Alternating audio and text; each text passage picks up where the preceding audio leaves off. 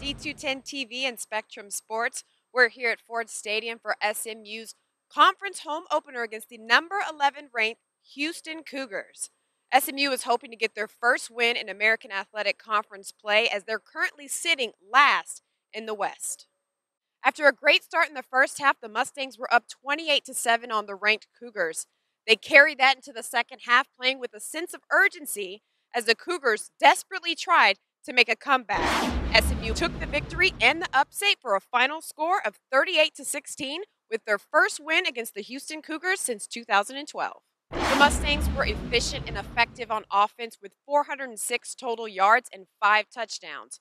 Wide receiver Cortland Sutton had his 5th touchdown on 7 games this season and moved to 8th all-time in career touchdown receptions. Running back Braden West, who was questionable in tonight's game, made a game-time decision to play, and boy did it pay off. He rushed for over 100 yards on 18 carries and scored the final touchdown for the Mustangs in the fourth quarter. Quarterback Ben Hicks led the offense tonight with 228 pass yards. He was able to hit all of his big targets in the end zone and had a very impressive game for the young redshirt freshman. There's a lot to improve on.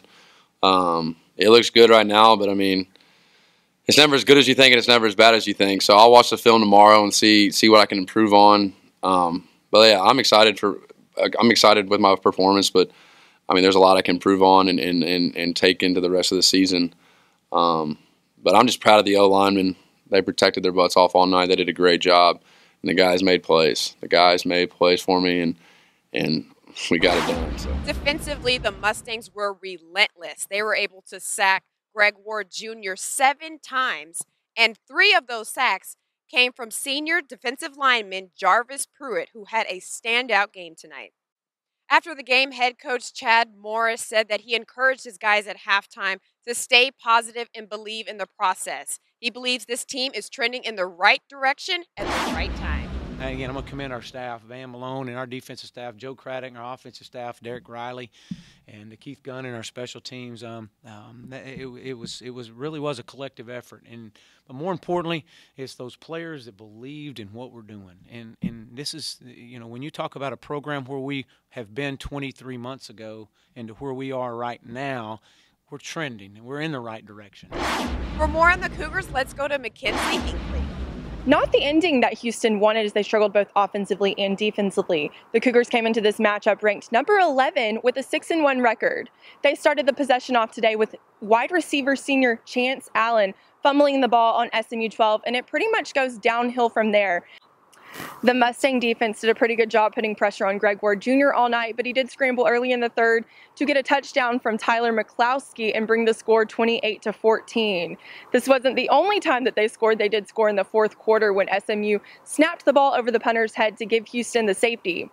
This is the second loss to a conference opponent for Houston, and Tom Herman is not worried about conference titles anymore. He's just worried about short-term wins. Kudos to our opponent, SMU. They played better than us, prepared better than us, and obviously executed better than us, coached better than us. And they came out ready to play, and we didn't do a very good job of withstanding that first wave and responding. So I've got to do a really good job this week of figuring out what went wrong and making sure that doesn't happen again, and get our guys motivated. Motivation's not the right word.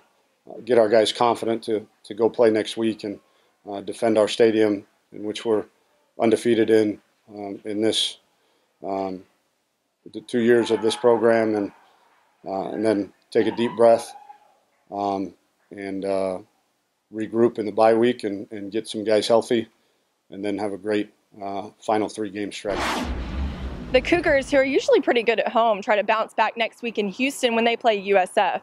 I'm Mackenzie Hinkle on D210 TV. Back to you, Tasha. For Houston, it was a night of missed opportunities as the Mustangs were able to capitalize in a monumental game that gave SMU their first home win against a top 15 team since 1985 against UTEP. The Mustangs hope to ride the wave into next week as they take on Tulane University on the road. This is Natasha Jones with D210 TV for Spectrum Sports, and you've just been credentialed.